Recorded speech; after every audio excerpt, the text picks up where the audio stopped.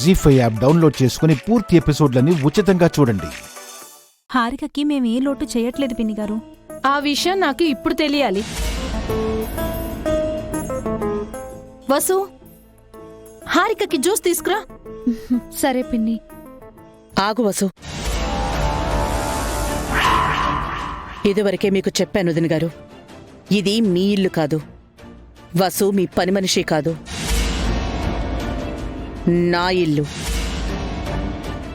వసు నా కోడలు.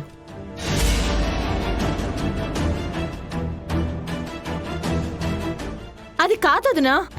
ఈ ఇంట్లో పావని హారికలు ఎలా కోడళ్ళు, వసు కూడా అలాంటి కోడలే. ముగ్గురు కోడళ్లలో ఒకరు ఎక్కువ కాదు, ఏ ఒక్కరు తక్కువ కాదు. నాకు ముగ్గురు ఒక్కటే. మీకు మీ కూతురు ఎక్కువైతే నాకు నా కోడళ్ళెక్కువ.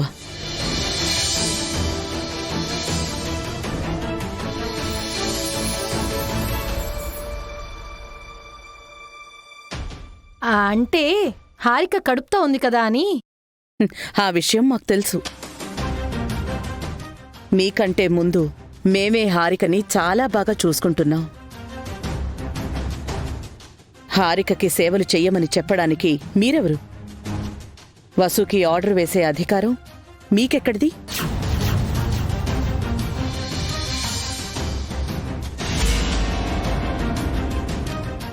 పైగా వసుని పని మనిషిలా సేవలు చేయమంటారా?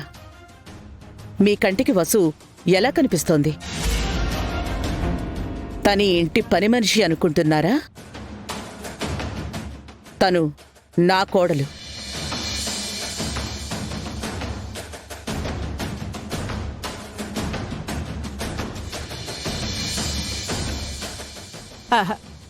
పొరపాటున అన్నదిలే వదినా, వదిలే.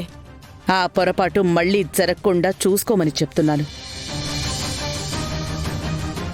హారికకి కన్నతల్లిగా మీరు హారికకి జాగ్రత్తలు చెప్పండి, అంతేగాని వసుకి మీరు పనులు చెప్పడమేంటి?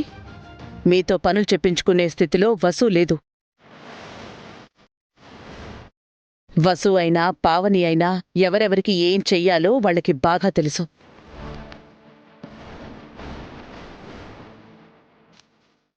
ఇంకొకసారి మీరిలా నా కోడళ్ల గురించి చీప్గా మాట్లాడకండి.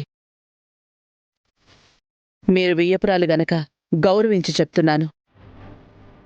నా కోడళ్ల గౌరవానికి భంగం కలిగినా, ఎవరు మాట్లాడినా, వాళ్ళని అవమానించేలా ఎవరు ప్రవర్తించినా నేను సహించను, భరించను.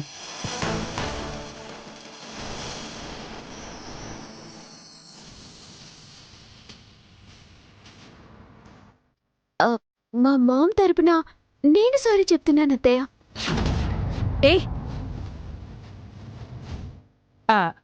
కడుపుతో ఉన్న కూతుర్ని చూడటానికి వచ్చింది వదినా.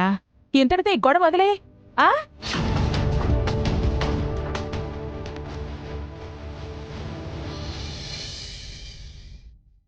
జీ5 యాప్ డౌన్లోడ్ చేసి అన్ని ఎపిసోడ్స్ పూర్తి ఉచితంగా చూడండి.